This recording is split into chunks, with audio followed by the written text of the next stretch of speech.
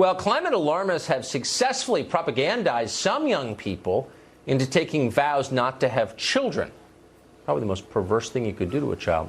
But in more and more countries around the world, the danger is not overpopulation. In fact, it's the opposite. It's plummeting birth rates.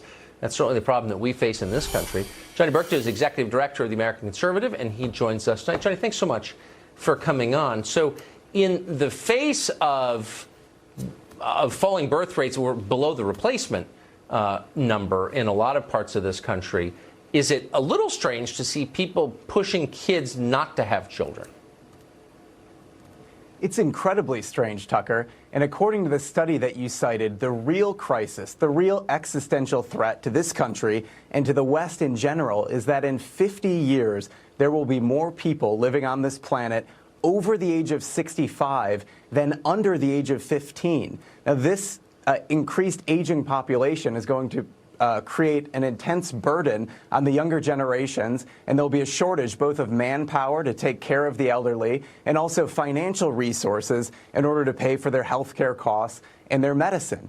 I am all in favor of conservatives, of Democrats uniting together to help steward the environment and to promote conservation. Me too. I, however, draw a bright red line when they ask us to consider losing our humanity in order to save the planet. And let's be clear, there's nothing more human, there's nothing that makes us a better person than getting married, than raising children, and taking care of our own elderly parents, in-laws, and grandparents. That's what makes us a good person, and that's what makes us a good society. And a healthy culture and country should promote family formation and not discourage it.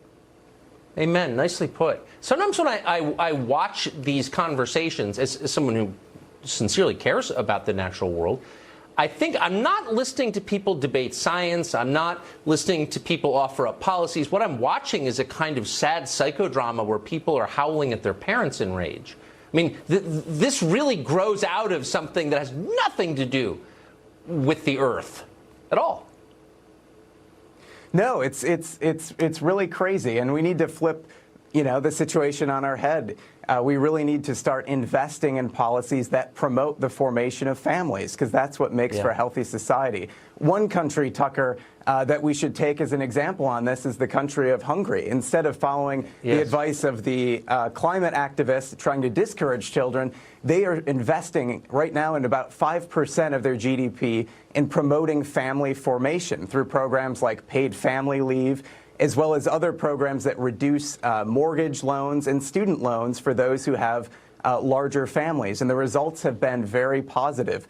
The number of marriages have increased over the past 10 years by about 40%. The number of abortions are down 30%, and the fertility rate is up by 20%. So we need to consider what proposals we have that would work here in America. And I think with 15 months left in the president's first term, it's time to put paid family leave front and center at the agenda for Republicans. 74% of Americans of both parties promote paid family leave. It's very dear to the president's daughter, Ivanka's heart, and it would be very popular among suburban voters. And in fact, it's the right thing to do. It would help to create a more healthy society here in America. So I think it's time that President Trump make good on his promise to end the forever wars in the Middle East. We're currently spending about $150 billion a year pouring money into the desert in Afghanistan. Let's end those wars and rebuild America, and there's no better place to start than with the American family. Maybe more important even than private equity. I agree with you 100%. Johnny, great to see you tonight. Thank you. Thanks for having me, Tucker.